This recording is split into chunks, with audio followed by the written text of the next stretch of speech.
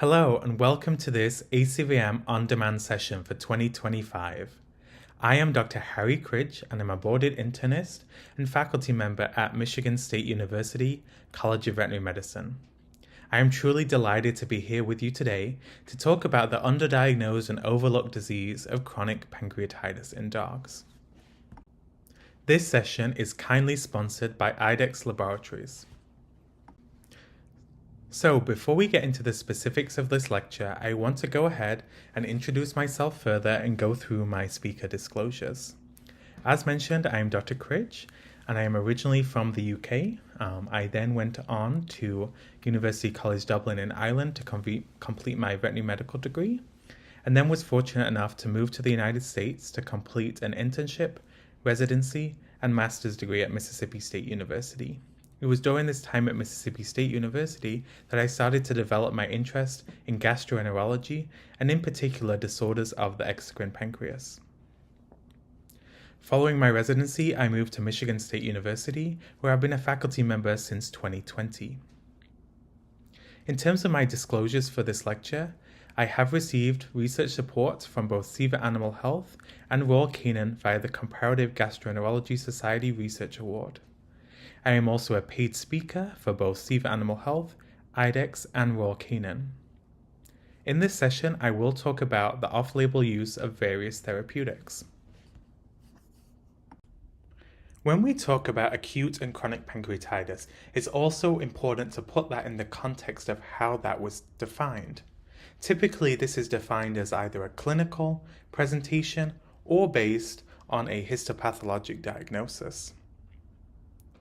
When we talk about acute pancreatitis and its clinical definition, we're talking about a patient that has an acute onset, typically of more moderate to severe clinical signs.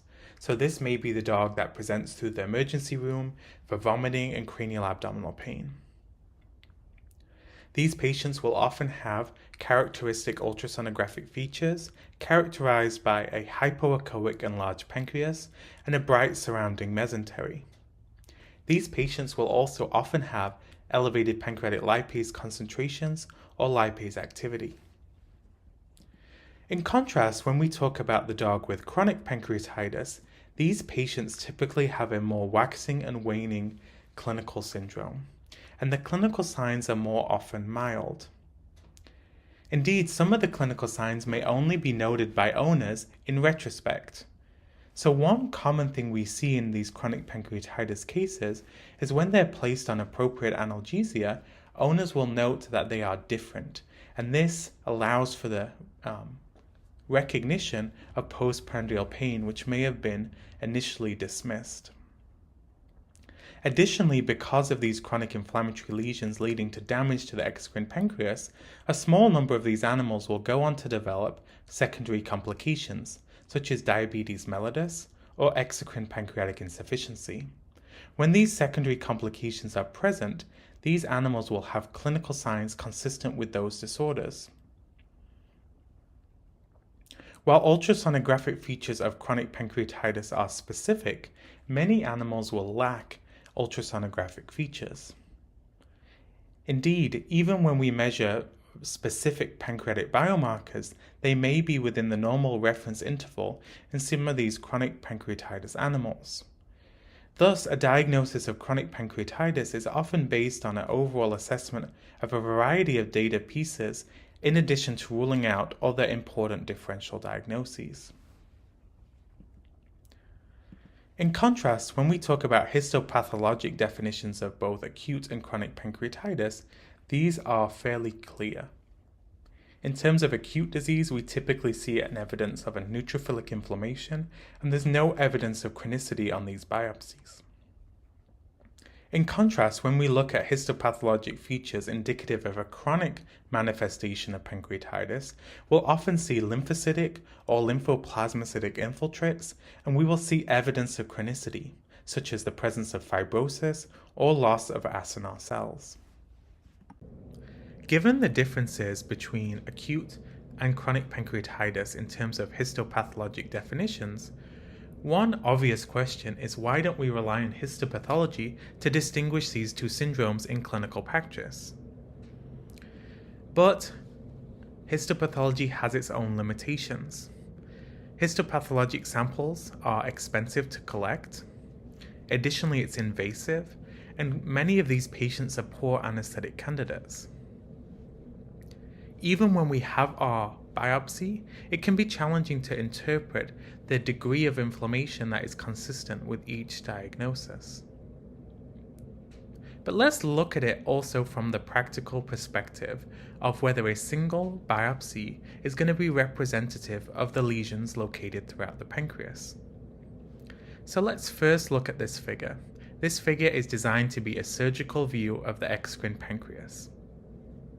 On the left, on the call-out circle, you can see that the punch biopsy hits an area of normal pancreatic tissue, indicated by the pale salmon color. If we were to look at this biopsy, we would say that this animal had no evidence of pancreatic inflammation, and this animal would not have pancreatitis. However, if we were to look at that pancreas more globally, you can see that there's multifocal areas of that red color, which is indicative of inflammation. So that single pancreatic biopsy is a poor indicator of the overall degree of inflammation throughout the pancreas because of the presence of these highly localized lesions, particularly in dogs with chronic inflammation. In contrast, if we were fortunate enough to take the biopsy on the right, we may say that the animal does have pancreatitis. But even then, it can be challenging to interpret. Given the limitations with histopathology, as clinicians we're backed into the corner of providing our best overall assessment of a variety of data pieces to come up with our diagnosis. This includes integration of data from the patient's history, their physical exam, and looking at things such as signalment. This needs to be combined with diagnostic imaging findings and blood work, ultimately to come up with our clinical diagnosis. However, many of these findings can be mild or vague in these chronic pancreatitis cases, and therefore there's an increased emphasis on ruling out alternative differential diagnoses. The challenges in terms of diagnosis of chronic pancreatitis largely focus on the presence of that milder clinical syndrome, the additional challenge of a low sensitivity of abdominal ultrasound, and the fact that some age-related changes may mimic pancreatic pathology on ultrasound, so it can be challenging to distinguish some of these features. Additionally, highly specific biomarkers such as pancreatic lipase have a decreased sensitivity relative to acute disease, and this is thought to be because one of the ways the pancreas responds to chronic damage is the development of fibrosis. This fibrosis or scar tissue limits the leakage of pancreatic lipase into the systemic circulation. These findings together ultimately mean that the diagnosis of chronic pancreatitis is particularly challenging, and there's a large risk of underdiagnosing this disease. Therefore, as clinicians, we need to spend time and actively look for these mild clinical signs, look for these subtle ultrasonographic features, and be cognizant of the fact that these animals may have lower pancreatic lipase concentrations than a dog with an acute presentation. By being cognizant and looking out actively for these abnormalities, we increase the chance of diagnosing this clinically important disease. The exact prevalence of chronic pancreatitis in dogs is largely unknown. However, it is fair to say that ultimately this disease is overall uncommonly diagnosed in clinical practice, despite high prevalences of histopathologic lesions consistent with chronic pancreatitis in necropsy studies. This, in addition to the challenges mentioned on the last slide, suggests to me that we are ultimately underdiagnosing this disease as a profession. So let's take a moment and look at some studies that show how common chronic pancreatic inflammation can be at necropsy. This first study was a 2007 study out of the University of Cambridge and Penny Watson's group. This group took 3 sections of the pancreas from 200 non-selected post-mortem samples from first opinion practices throughout the UK, and they looked for evidence of pancreatic inflammation. When they exclude cases with autolysis, they found that the overall prevalence of pancreatic inflammation, or chronic pancreatic inflammation in particular, was as high as 34% of cases. And remember, these cases were not selected because they were suspicious for pancreatic disease. These were non-selected cases. So these were cases that may have died for many, many different reasons. The next study that suggests a high prevalence of chronic pancreatitis in dogs is this 2004 study out of the US, and this came from Shelley Newman, who is well known for her expertise on pancreatic inflammation and pancreatic pathology. In this study, 73 pancreatic samples were taken from dogs presenting for post-mortem evaluations. And in this study, they found up to 64% of cases having some degree of pancreatic inflammation. Indeed, even when we focus on populations that have been diagnosed with acute disease, so let's look at a 1998 study from Hess et al., and this was a study that looked at dogs with known acute fatal pancreatitis. When we looked at this population of dogs, about 40% of those dogs had some features of chronicity on histopathology. So even when dogs present with an acute presentation clinically, this may represent an acute on chronic manifestation of disease. And therefore, identifying chronic disease and controlling chronic disease could be one way that we could prevent acute flare-ups of pancreatitis in dogs and their subsequent mortality. So now we have spoken about our clinical and histopathologic definitions of pancreatitis, and we've talked about the overall diagnostic approach to these diseases. It is a good time to look at the etiology and potential risk factors for chronic pancreatitis in dogs. Ultimately, the amount of research in this area is limited, even more so than acute disease. And we're therefore reliant on small case series and other pieces of data to make our educated assumptions about this disease. Ultimately, this disease is presumed to be either idiopathic or immune-mediated in origin in the majority of cases. However, underlying diet and underlying endocrinopathies may play a role in predisposing these animals to develop clinically evident pancreatic inflammation. With the exception of the English Cocker Spaniel, few breeds have had their chronic pancreatitis extensively characterized. In the English Cocker Spaniel, they appear to have a specific autoimmune disease present, which is similar to IgG4-related disease in humans.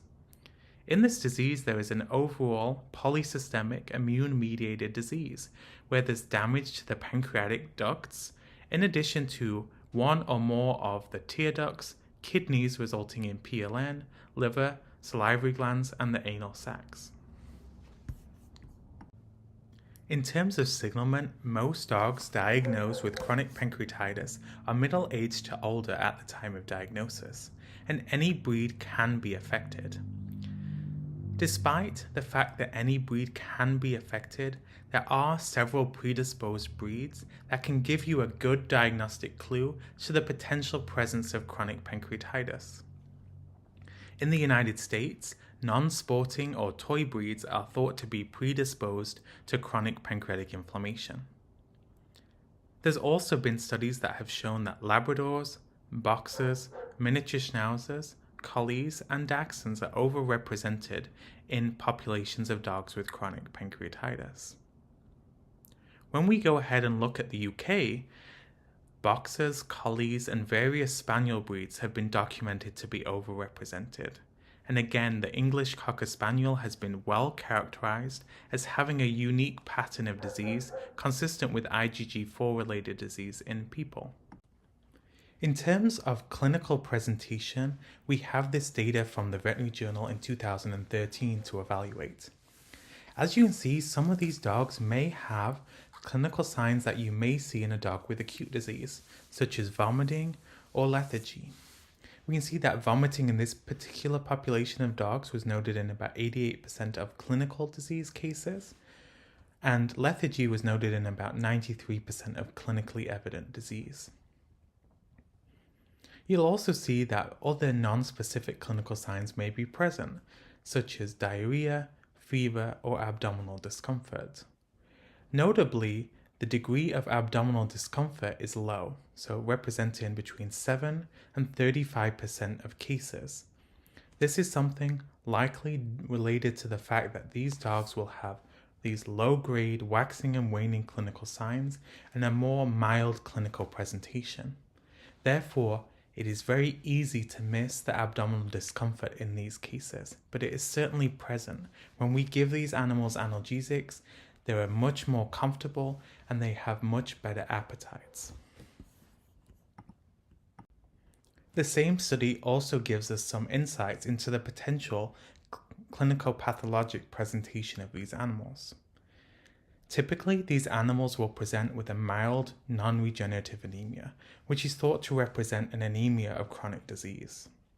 These animals may also have a mild neutrophilia, and other cell lines are often within normal limits. Thus, CBC findings are overall relatively non-specific, but again, it is important to perform this analysis to help rule out alternate differential diagnoses. In terms of serum chemistry, many abnormalities may be noted. However, most classically, we'll see a moderately elevated ALP with a lesser elevation in ALT. Several of these dogs will also have a mildly elevated total bilirubin, which may be due to several factors. Additionally, several of these dogs have a mild hypercholesterolemia. The next component of our clinical diagnosis of pancreatitis is focused on diagnostic imaging.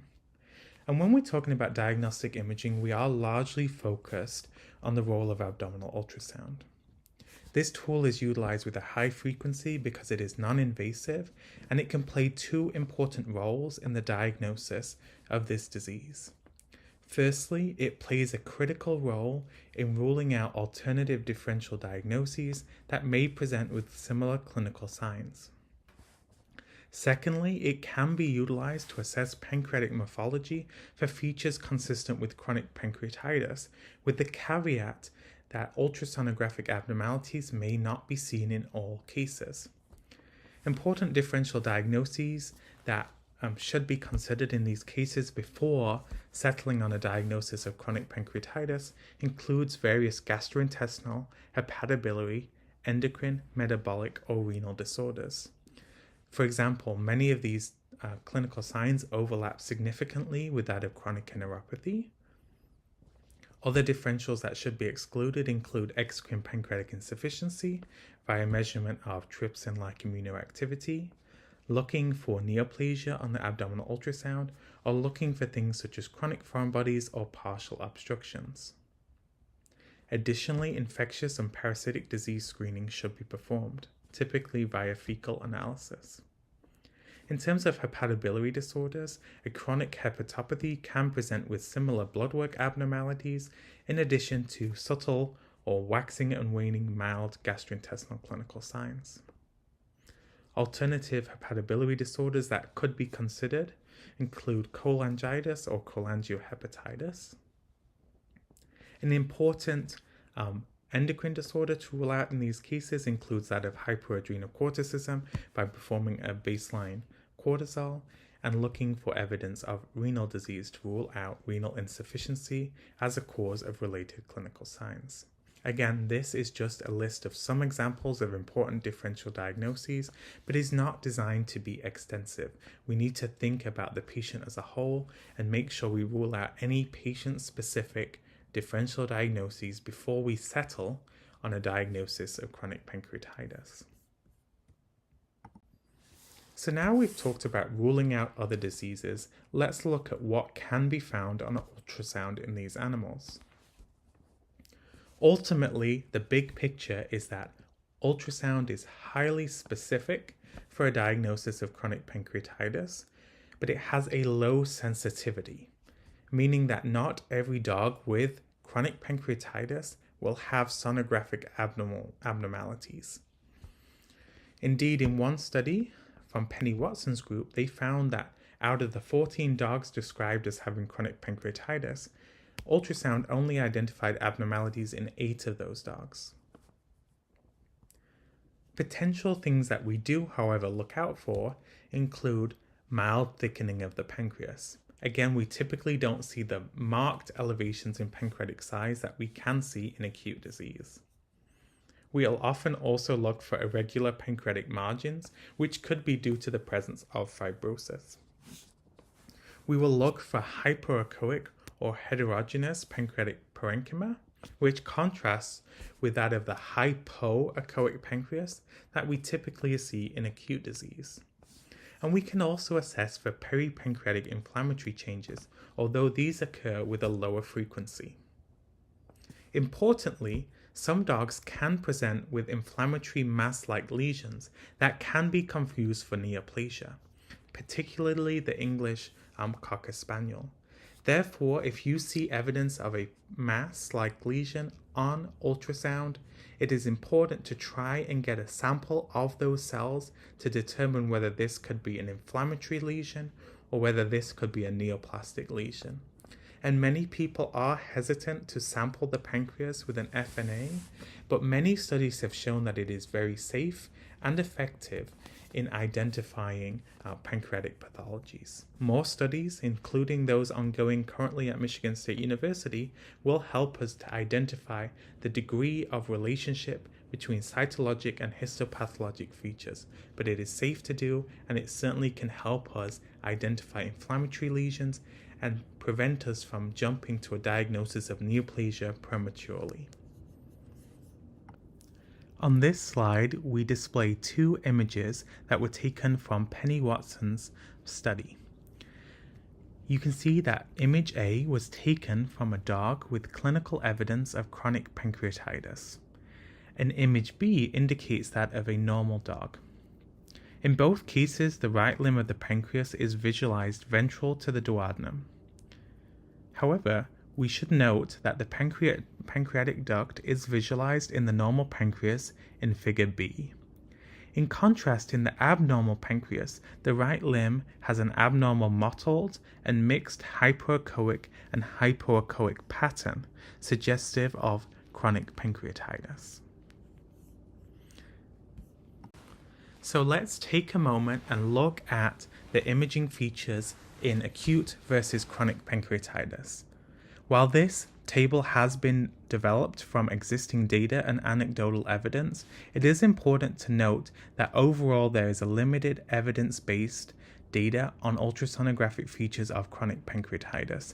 An anecdote underlies several of the reported findings. In terms of pancreatic size, when we look at acute pancreatitis, we typically see a marked elevation in pancreatic size.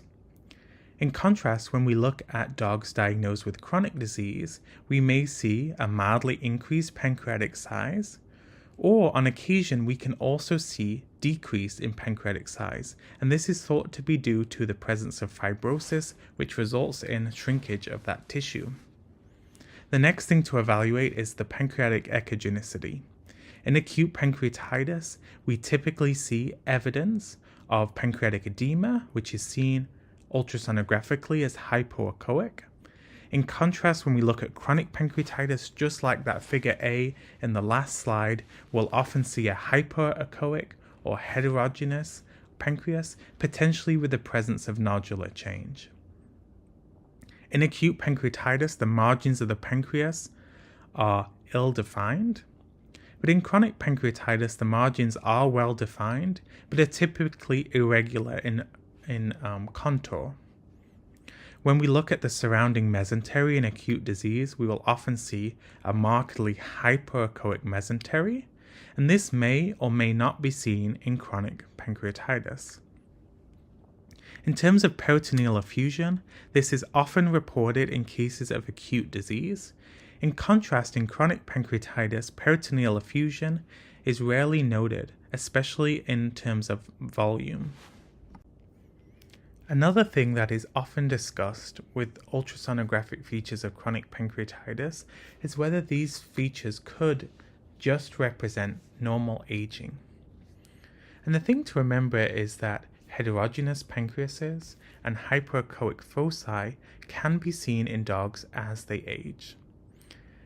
Indeed, this study showed that the median age of dogs with a heterogeneous pancreas was 12 years, and in contrast, the median age of dogs with hyperechoic foci was about 14 years. And this suggested that these could be age-related changes.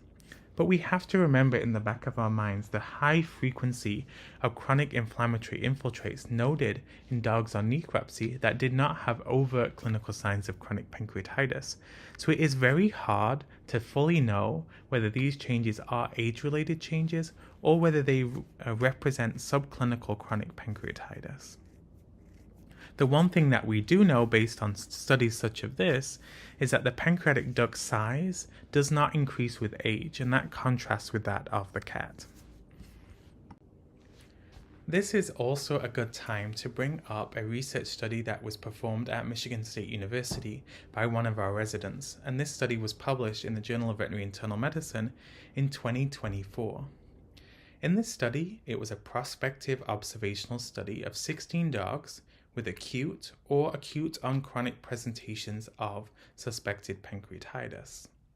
When we looked at those dogs that had a high initial baseline PLI, we note that the PLI and the C-reactive protein and the clinical signs of pancreatitis resolved relatively quickly. However, many of these dogs had evidence of ultrasonographic abnormalities persisting for many weeks beyond that initial injury. And therefore, this study showed that changes in pancreatic lipase and changes in clinical syndromes and changes in ultrasound occur at different timelines, but it also suggested that many of these dogs had persistent changes in the pancreas. And the next question to answer, again in future studies, is whether these ultrasonographic features that persisted represented an underlying chronic pathology, or whether these ultrasonographic features would indeed resolve with time. So certainly more data to look for in the future, but we do know that many dogs with an acute presentation of pancreatitis have ongoing lesions present in the pancreas on ultrasound as late as 28 days after injury, which is as far out as we monitored these dogs.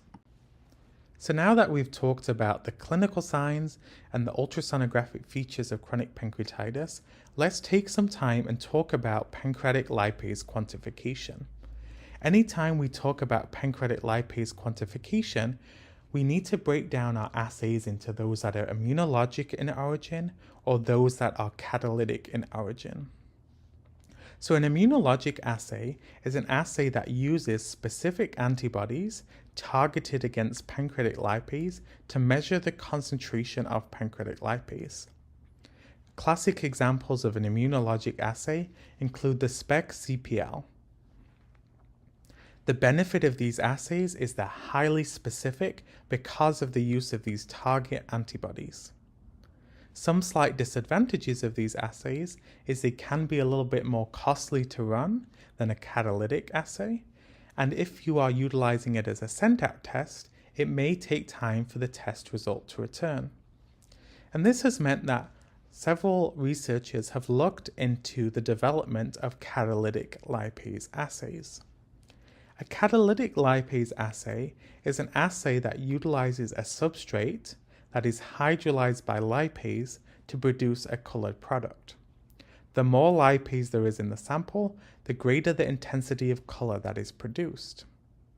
Advantages of these assays are they are relatively inexpensive compared to immunologic assays, and they have fast turnaround times as they can be performed at the patient's side.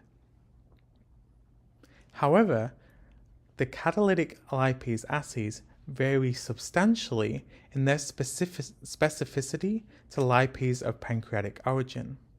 Traditional catalytic lipase assays were shown to be able to detect many different types of lipases, and that's what originally led to the development of the immunologic pancreatic lipase assay. However, over time, researchers have been able to further develop different substrates such as DGGR that may be more specific to lipase of pancreatic origin. And because the diagnosis of chronic pancreatitis is already challenging, we need to be very confident in the pancreatic lipase test that we utilize. We need to be sure that it is detecting lipase that is only originating from the pancreas. And there's a few different ways that we can determine if an assay is specific to lipase of pancreatic origin. One way is to evaluate the concentration of lipase detected by an assay in dogs that are expected to have low concentrations of pancreatic lipase. Traditionally, this was done in animals that had their pancreas removed, and if there's no pancreas, you should not expect to have detectable levels of pancreatic lipase. Now, modern IACUC standards would not allow us to remove pancreases from dogs for this purpose, but we have a naturally occurring disease that can be used as a disease model. That is that of exocrine pancreatic insufficiency from pancreatic acinar atrophy. So when we think of our EPI dogs, we know that there's going to be negligible production of pancreatic lipase. That is the whole problem with the disease. So if we take dogs with EPI and we measure lipase based on various different tests, what you would expect in an assay that is highly specific to lipase of pancreatic origin is that you would detect next to no pancreatic lipase. And if you were to detect significant amounts of pancreatic lipase, that would suggest that that assay is detecting lipases that came from other tissues of origin, such as the stomach or the kidneys or various other locations. So let's look at this figure that was designed by Jörg Steiner. And on the x-axis, you can see various different lipase tests. And on the y-axis, you can see the amount of pancreatic lipase that was detected. And these are all dogs with exocrine pancreatic insufficiency. So when we look at the first graph, that of SPEC-CPL, you can see that all of these dogs had very, very low concentrations of pancreatic lipase, which is anticipated in these dogs. So this SPEC-CPL test performed well and did not detect extrapancreatic sources of lipase. And that can be expected with an immunologic assay because of that specific antibody binding. The next three tests that are reported are catalytic lipase assays. So we have the serous DGGR assay and the urolized DGGR assay. And what you can see is that in these two particular assays studied in this study, you can see that higher concentrations of lipase were quantified, suggesting that much of this lipase came from a tissue outside of the pancreas. So these two assays were not good at being specific for lipase of pancreatic origin. The final assay, the VLIP-P, utilizes a different substrate. It utilizes trialine, and again, many dogs had significant amounts of lipase, suggesting that this particular assay is not specific to lipase of pancreatic origin. The next thing that this graph shows is that we have two different DGGR substrate assays in the middle, and they perform differently in the same dogs.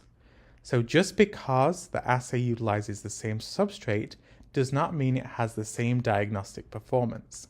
So when we're looking at the diagnostic specificity of an assay, we need to not only look at the substrate that is utilized, but also the manufacturer of that particular assay. A new catalytic assay that is available in the US market is that of the Catalyst PL by IDEXX. This, again, is a catalytic lipase assay, which means that it can be performed rapidly at the patient side on the Catalyst analyzer. This assay has undergone internal analytical validation and external validation at the Texas A&M University GI Lab. This particular assay provides a numerical result that has been mathematically scaled to align with the SPEC-CPL assay. So the results of the Catalyst PL can be considered as equivalent to that of the SPEC-CPL immunologic send-out assay. Similar to the last graph, we're going to look at how this particular assay performs in dogs with exocrine pancreatic insufficiency. So the graph on the bottom left is the catalyst PL, and it has the concentration on the y-axis. Here you can see that the concentration of lipase quantified in these dogs with exocrine pancreatic insufficiency was all at the lowest limit of quantification. So these animals had negligible amounts of lipase, suggesting that this particular catalytic DGGR assay is highly specific to lipase of pancreatic origin. Indeed, it performed very, very similarly to the SPEC CPL assay. In contrast, when we look at that, those two particular assays compared to a different catalytic assay, one utilizing a 1,2-diglyceride, which is a more historic catalytic substrate, you can see that in this particular substrate, many dogs had significant amounts of lipase detected. Again, suggesting that the 1,2-diglyceride assay is not specific to lipase of pancreatic origin. In contrast, the catalyst PL, which is the new IDEX DGGR assay that can be performed at the patient side, and the SPEC CPL, the send-out test, are both highly specific to lipase of pancreatic origin, which is really important in these chronic pancreatitis cases because we don't need any other extraneous factors making our diagnosis even more murky than it already is. This slide shows more data from Dr. Jörg Steiner looking at the concentrations detected on the catalyst PL and the SPEC CPL. And you can see that there's a strong linear relationship between both of these assays. And as such, the results from these assays, when they are mathematically scaled, can be considered to be equivalent. So the catalyst PL appears to perform particularly well at this time. Again, any immunologic lipase assay, one utilizing an antibody against pancreatic lipase, such as the SPEC CPL test, should be assumed to be highly specific to lipase of pancreatic origin, just based on the design of the assay. These highly specific assays allow us to avoid detection of non-pancreatic lipases, which can make the diagnosis of pancreatitis even more challenging. So we've just spent several minutes talking about the analytical specificity of pancreatic lipase assays and how we should focus our efforts and our clients' finances on only those assays that are the most analytically specific to avoid extraneous factors that can make the challenge of diagnosis of chronic pancreatitis even harder. But analytical specificity does not always correlate to diagnostic specificity. And the reason I highlight this point is that pancreatic lipase concentrations are typically lower in dogs with chronic pancreatitis when we compare them to acute disease.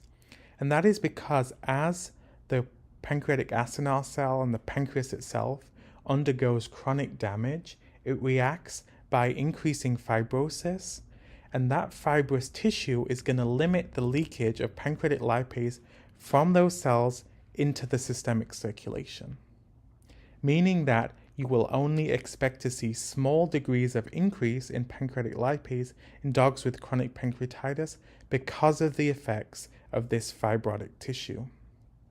This means that while the assay is highly specific, it may have a reduced diagnostic sensitivity, and that means that we cannot rule out chronic pancreatitis based on a normal pancreatic lipase concentration, and indeed we often have to quantify pancreatic lipase several times in these dogs before we notice a significant increase in lipase, and we should not disregard only a mild increase in lipase in these dogs because of the presence of that fibrous tissue. So even a mild increase in lipase could be of diagnostic relevance in these dogs suspected of having chronic disease. So this brings us to our overall diagnostic criteria to suggest a diagnosis of chronic pancreatitis. Ultimately, if a dog has repeated episodes of consistent clinical signs, even a mild or gray zone elevation in pancreatic lipase immunoactivity, and an abnormal pancreatic ultrasound this patient can be presumed to have chronic pancreatitis without a need for additional biopsy or other diagnostic quantification. Importantly, before we make that final diagnosis, we need to do our due diligence in ruling out alternative differential diagnoses for related clinical signs. Another big diagnostic clue to the potential presence of chronic pancreatitis is development of exocrine pancreatic insufficiency in a non-predisposed breed. So now that we've finally come to our diagnosis of chronic pancreatitis, let's look at optimal treatment strategies for this disease. Currently, dogs with chronic pancreatitis are limited to having both supportive and symptomatic care with no targeted therapeutics licensed or conditionally licensed for chronic disease in dogs at this time. This means as clinicians, we're focused on providing fluid therapy, analgesia, and nutrition. Fluid therapy is typically only indicated in cases of acute on chronic disease. However, if you note that your dog with chronic pancreatitis has dehydration at multiple subsequent assessments, that may be a patient that benefits from some supplemental fluids, such as sub-Q fluids at home.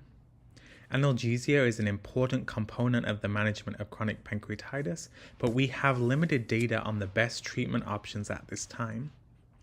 In the United States, many clinicians utilize gabapentin or codeine, which is then supplemented by transmucosal buprenorphine in cases of acute on chronic flare-up.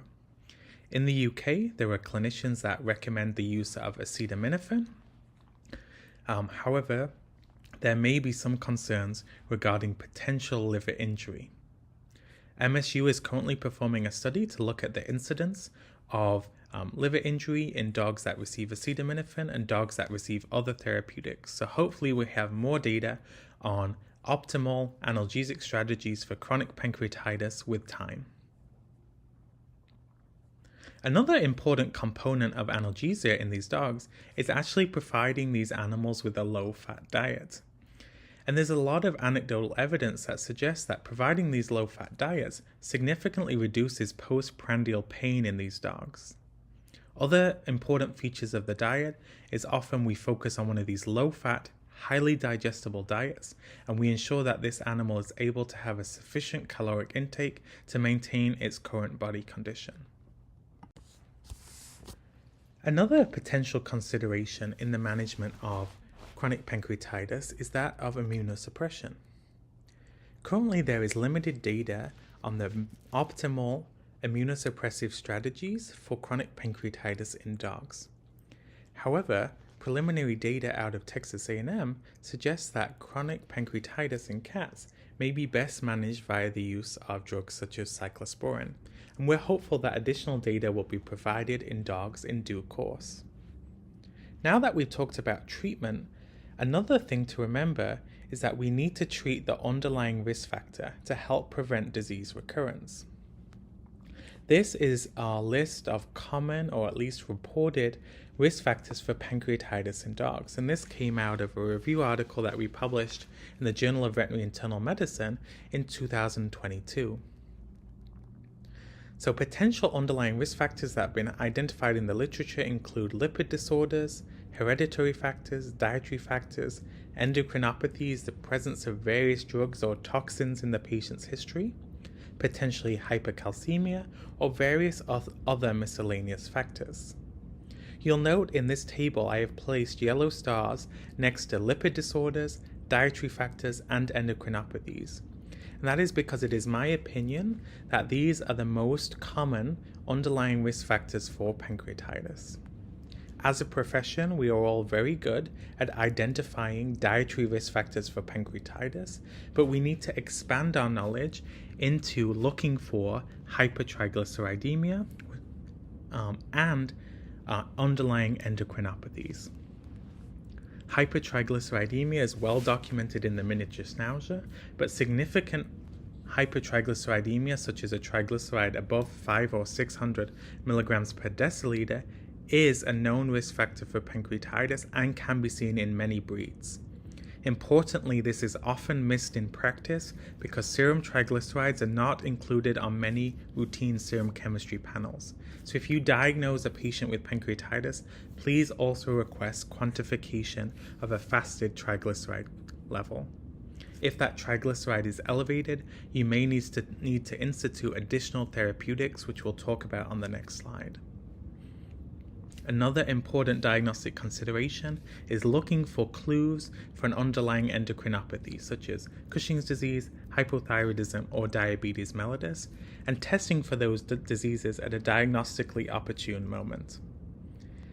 It is possible and potentially likely that management of underlying endocrinopathy could reduce the frequency of clinical signs associated with pancreatitis in dogs. So if you were to identify hypertriglyceridemia in a dog with pancreatitis, the first step would be to place that dog on a low-fat diet. A lot of the time, a low-fat diet will be sufficient at controlling hypertriglyceridemia. However, in a small subset of dogs, we have to provide additional therapeutics to manage the hypertriglyceridemia.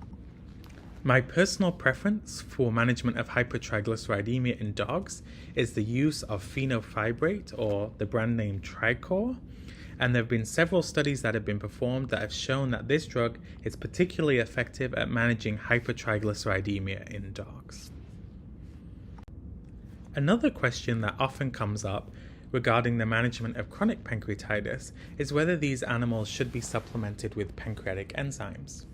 And historically, there's been a lack of evidence to support the use of pancreatic enzymes during pancreatitis, and at this current time, they are not routinely recommended during episodes of acute pancreatitis. However, there was a recent publication by Freeman et al. In the American Journal of Gastroenterology in 2024, and this was a large retrospective study of pediatric pancreatitis cases. And what it showed is that provision of pancreatic enzyme replacement therapy, or PERT, was associated with a reduction in the incidence rate of acute pancreatitis. Therefore, this study has sort of reopened the door at looking at the effects of pancreatic enzymes in humans, or in this case, pediatric patients with pancreatitis, and it is potential that we have to reevaluate this in our canine patients in the future. But for right now, I don't routinely use pancreatic enzymes in these dogs.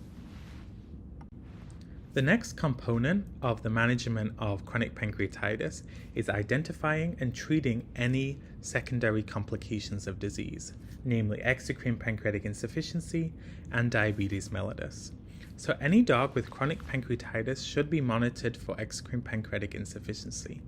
And if exocrine pancreatic insufficiency is noted, pancreatic enzyme supplementation is recommended. Some clinicians will recommend supplementing pancreatic enzymes even in the face of a normal TLI if the animal has weight loss, steatorrhea, or a poor coat quality. But we do need additional data to help us guide when to use pancreatic enzymes in dogs with potential EPI secondary to chronic pancreatitis.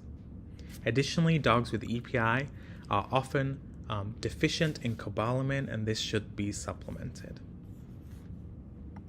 The next complication that may require treatment is diabetes mellitus. And if you have a dog with chronic pancreatitis that develops diabetes, you manage it just like you would any other case of diabetes mellitus. However, you would like to avoid high-fiber diabetic diets because these can be too calorie poor for dogs that may have a poor body condition, and high-fiber content may interfere with pancreatic enzyme action. If enzymes are added to the treatment, it may increase digestion, leading to increased insulin requirements. Additionally, dogs with chronic pancreatitis do not appear to have a worse prognosis than other diabetes cases. So the last thing to mention with chronic pancreatitis is to at least reflect on the potential prognosis in these cases. Ultimately, the long-term prognosis is dependent on the extent of pancreatic damage and the presence of secondary complications. It is possible that early detection and intervention may improve outcome in this challenging disease, and therefore I recommend actively looking out for these subtle signs and subtle imaging findings and subtle changes in pancreatic lipase such that we can identify these cases early and maximize our chance of success. So with that, let's look at a summary of what we've talked about today. The first thing first is that the definitions of chronic pancreatitis can be defined as either clinical or histopathologic in nature, and these definitions often do not overlap. However, given the infrequent use of pancreatic biopsies in practice, I typically utilize the clinical definitions of acute and chronic pancreatitis, with the caveat that this may not match what is found on pancreatic biopsy. The second thing to be aware of is that dogs with chronic pancreatitis typically have waxing and waning mild clinical signs. And postprandial pain, while it is often not noted in the acute period, it is often underestimated and noted after resolution with an analgesic trial. Thirdly, diagnosis is made based on the integration of all available data, including clinical signs, diagnostic imaging, and quantification of pancreatic lipase concentration or activity. Remembering that we are going to focus on immunologic assays or catalytic assays that are highly analytically specific to lipase of pancreatic origin. Fourthly, in terms of treatment, we treat not only the disease, but we also try to identify underlying risk factors to help prevent disease recurrence. And the treatment of chronic pancreatitis is focused on nutrition and analgesia, and fluids may be needed in individual cases. Finally, we know that with chronic damage to the pancreas, these dogs are predisposed to the development of EPI and diabetes mellitus. While these seem to occur at a low frequency clinically, when they occur, they have significant consequences.